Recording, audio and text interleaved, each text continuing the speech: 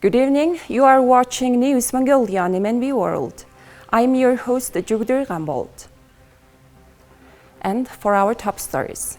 Mongolia scored a record low in the Corruption Perception Index. Prime Minister Oyun-Erdene met with the newly appointed South Korean ambassador. The data collection survey process has reached 94.7%. For the news, stay tuned.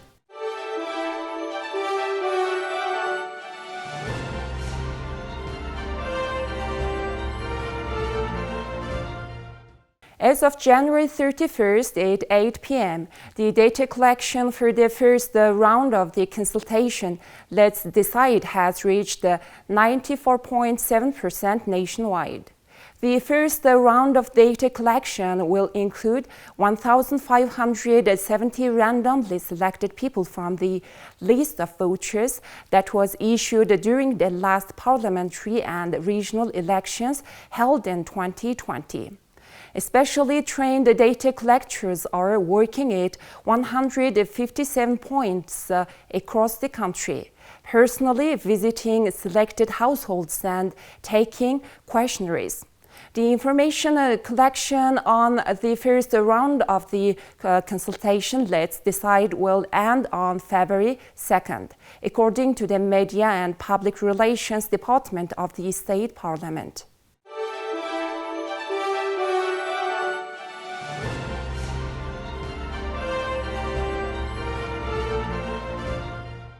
Transparency International's 2022 Corruption Perceptions Index was released this week. Mongolia scored a record low this year, 33 out of 100, ranking at 116 out of 180 countries. In 2021, Mongolia scored 35, which means the country is continuing to fall in its fight against corruption. The Corruption Perceptions Index is most widely used global corruption ranking in the world. It measures how corrupt each country's public sector is perceived to be, according to experts and business people. The unfair distribution of wealth and poverty correlates to the corruption index.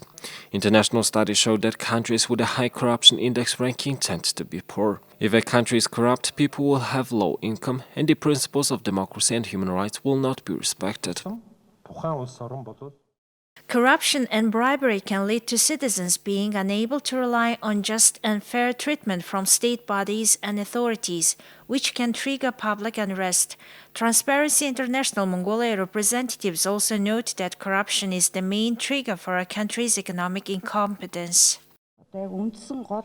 The funding and sponsorship of political parties are not transparent and are also unfair.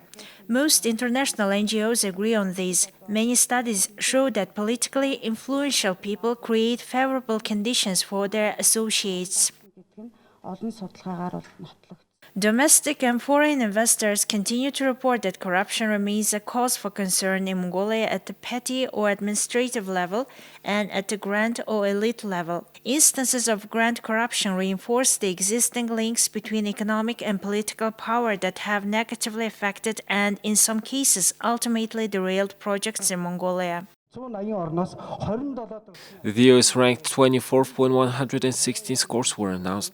During a recently held high-level international forum on corruption, the US said it would make the fight against corruption one of the main principles of its national security policy and called on other countries to prioritize the fight against corruption. Since its inception in 1995, the Corruption Perception Index has become the leading global indicator of public sector corruption. The index offers an annual snapshot of the relative degree of corruption by ranking countries and territories from all over the globe. Prime Minister of Mongolia, Oyun-Erdene, received the ambassador of the Republic of Korea, Mr. Kim Jong-un, to discuss bilateral relations and cooperation. The Prime Minister started the meeting by congratulating Ambassador Kim on his appointment. The Prime Minister expressed interest in attracting investment from South Korea as a part of the state's long-term development policy Vision 2050 and the New Revival Policy. He noted Korea's experience in urban construction and the utilization of advanced technology in ecology, healthcare, and infrastructure. Ambassador Kim stressed that he would work to bring relations between the two countries to a new level, especially in an economic context. He stated that the Embassy of the Republic of Korea plans to organize a meeting in February 2023 to exchange ideas with representatives of Korean companies operating in Mongolia. Now let's take a look at the current affairs of Mongolia. This week, Mongolian Airlines resumed passenger flights to Beijing, China, which had been suspended for more than 3 years due to the COVID-19 pandemic. Regular flights to Beijing will be operated every Monday and Friday, with tickets priced at 1.2 million Mongolian Turkics. Some travel industry insiders say the price of Mongolian air transport is too high compared to the international market. Aviation authorities note that prices are related to the high cost of jet fuel that Mongolia imports. Ticket prices could decrease if jet fuel prices are lowered. Now here comes the currency exchange rates provided by the Central Bank of Mongolia.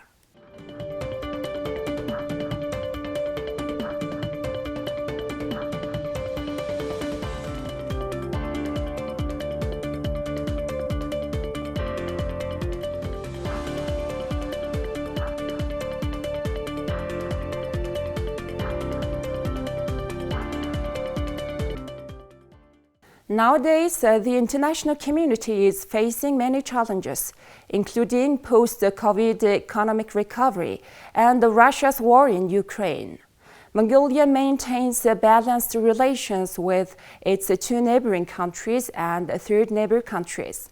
During the press conference, the Ministry of Foreign Affairs stated that she puts national interests first and would continue to implement a strategically independent foreign policy. Around 167,000 Mongolian citizens reside in 87 countries. Of these Mongolian citizens living abroad, 125,000 are legal residents and 20,000 are children 0 to 16 years old. There are also 46,000 Mongolian citizens studying abroad. Mongolian citizens can travel to 25 countries without a visa, while the citizens of 61 countries can travel to Mongolia visa-free. Groups of Mongolian tourists have started traveling to South Korea's Jeju Island through Yanyan Airport without requiring a visa. Minister Batsetsak noted that the Ministry of Foreign Affairs is continuing talks with South Korea on visa exemption for other ports of entry for short-term visitors. In terms of the Republic of Korea, the Ministry of Foreign Affairs has been conducting talks for a long time on exempting visa requirements for Mongolians traveling to South Korea for a short period. The Prime Minister of Mongolia will pay an official visit to South Korea, and the visa issue is included in the agenda for official talks. Rumors have been circulating on social media that some countries that allowed Mongolian citizens to travel without a visa have imposed new restrictions, but these claims are unfounded. The claim was rumored to be triggered by Mongolia's abstention from UN voting on Russia's invasion of Ukraine. There was fake news about Vietnam and Indonesia revoking visa exemption for Mongolians, and it's not true. Only people with official and diplomatic passports can travel to Vietnam visa-free. Indonesia ended its visa-free policy during COVID-19, but it has recently been resumed. In 2022, the Fund for the Assistance of Mongolian Citizens Living Abroad provided 206 million Mongolian Turkics in assistance to 55 citizens. The 2023 budget was raised to 392 million Mongolian Turkics. Last year, 558,000 Mongolian citizens traveled abroad, a 41.1% increase from 2021.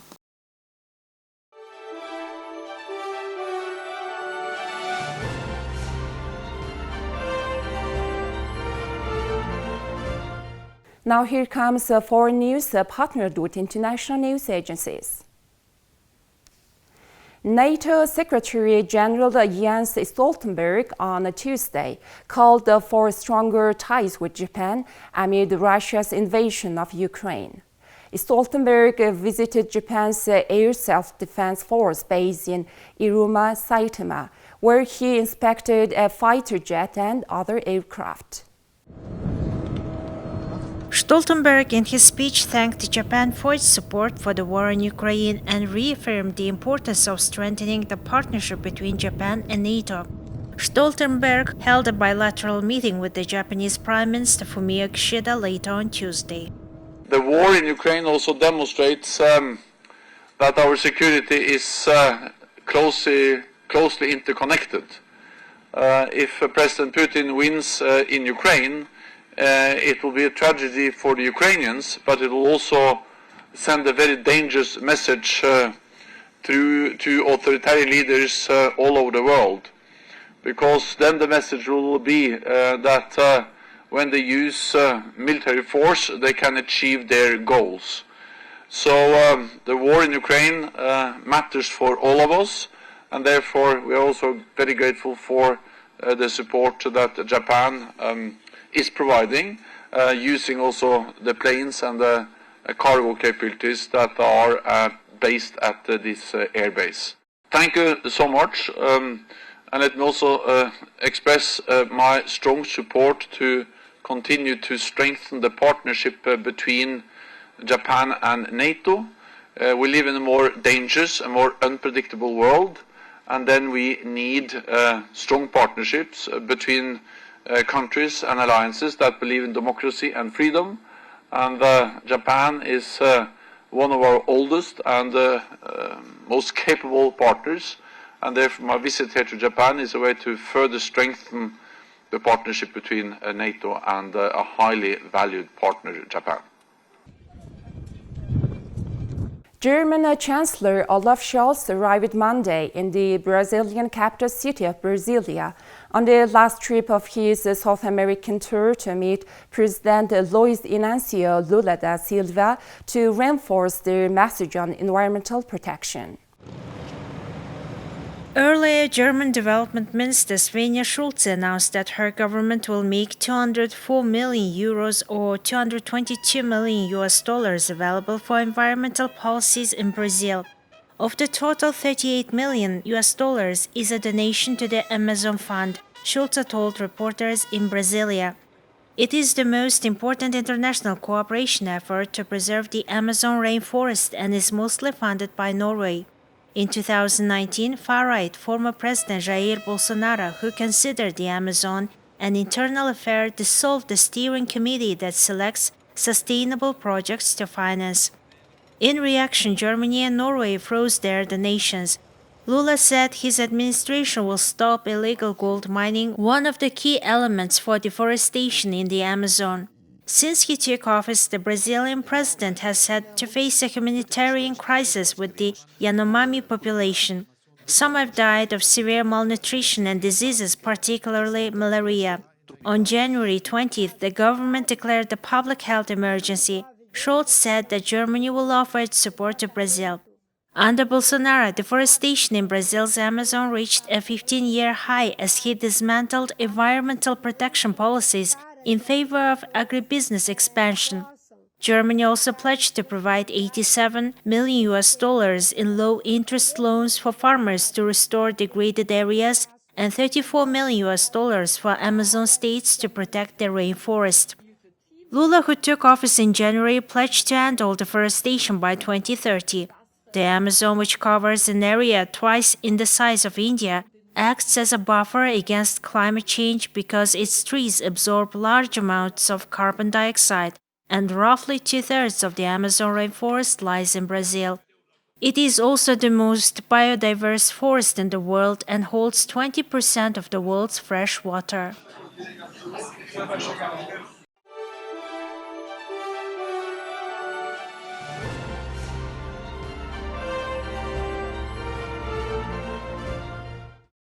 Chelsea's staggering spending spree continued when they broke the British transfer record to sign Enzo Fernandez for €121 million after a frenzied day of negotiations with Benfica.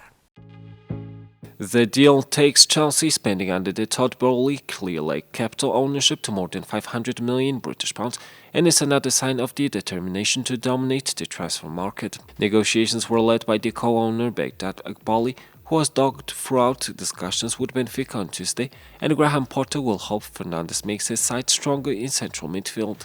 It is understood that Chelsea, who sold Jorginho to Arsenal for £10 million plus £2 million in add-ons earlier in the evening, reached an agreement with Benfica about 2 hours before the window shut at 11 p.m. UK time. Fernandes' contract contained a €120 million release clause, and Benfica were adamant it paid to be full. Chelsea failed with a bid for the 22-year-old earlier in the window, but had made with him top target in midfield. Talks reopened over the weekend. Chelsea, who with this deal have bought 16 players since last season ended, were reluctant to trigger the clause because of concerns over breaching financial fair play regulations. Negotiations centered around payment structures that would satisfy FFP rules. Chelsea eventually agreed to pay more than the clause, but over several installments. The deal eclipsed the previous British record. Jack Grealish, £100 million, moved from Aston Villa to Manchester City in 2021. Benfica signed him last year from River Plate, who have a 25% sell-on clause. A plan to loan Hakim Ziyech to Paris Saint-Germain collapsed at the last minute, and Potter has been left with a huge squad. Chelsea will be able to register only 3 signings in their 25-man squad for the Champions League. They meet Borussia Dortmund in the last 16. Haas were the first team to unveil their car ahead of the 2023 Formula One season, which will start from Bahrain International Circuit in Sahir on the first weekend of March. Team Haas have become the first F1 team to present their colours for the upcoming season, revealing a sleek new livery that will adorn the VF23 via a series of digital renders published on Tuesday. Rather than a full-scale launch, Haas opted to showcase their 2023 livery on a 2022 style virtual model with the team's new car, which will be driven by Kevin Magnussen and new teammate Nico Hülkenberg, yet to break cover. Replacing the white base seen on Haas' 2021 and 2022 challenges, black is now the livery's primary color, while flashes of white have been retained alongside red highlights, drawing comparisons to their 2020 designs. This complements the palette of both Haas Automation, the tooling firm run by team owner and chairman Gene Haas, and MoneyGram, the payment company now acting as the outfit's title sponsor. Haas will enter the 2023 campaign looking to continue their recent upward trajectory, having moved off the foot of the F1 constructors standings to 8th position under last year's rules reset. Commenting on the digital launch, Jen Haas said, "I was very pleased to welcome MoneyGram as title partner for the 2023 season and beyond, and it's exciting to see our first livery unveiled together as MoneyGram has F1 team." Haas team principal Günther Steiner added, "I obviously share everyone's enthusiasm around the livery unveil, not least as it's a checkpoint in the preseason calendar, which means we are another step closer to doing the thing we actually want to be doing, and that's go racing." The new Haas car will be in action in Bahrain for preseason testing from February 23rd to 25th, followed by the opening round of the campaign a week later. Now let's look at the weather forecast for the world's major cities.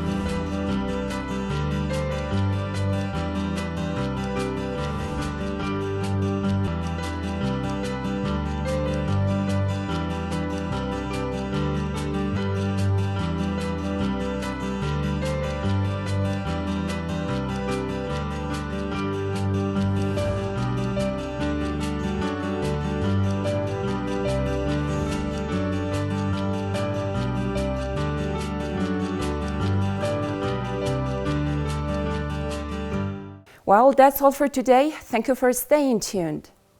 We'll see you next time with more news and updates. Have a nice day.